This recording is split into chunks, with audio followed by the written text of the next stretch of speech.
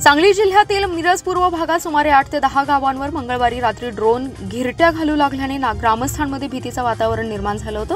चोरीच्या संशयामुळे सर्व गावातील शेकडो तरुण आणि ग्रामस्थ रस्त्यावर रात्रभर गस्त घालत होते।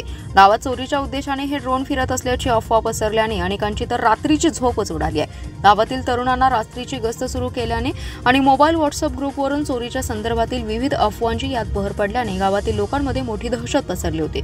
मिरज पूर्व भागातील टाकळी, बोलवाड, बेळग, आरग, मल्लेवाडी, एरंडोली, लक्ष्मीवाडी, शिंदेवाडी या गावात गेले काही दिवस रात्री सुमारे 9च्या सुमारास ड्रोन अचानक घिरट्या घालू लागल्याने ग्रामस्थांमध्ये घबराट पसरली।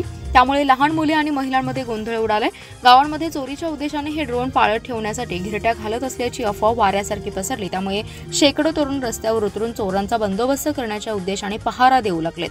सर्व व्हॉट्सअप ग्रुपवर मेसेज फिरू लागले। त्यामुळे थोड्याच अवधीमध्ये गावावर ड्रोन फिरत असल्याची बातमी सर्वत्र पसरली।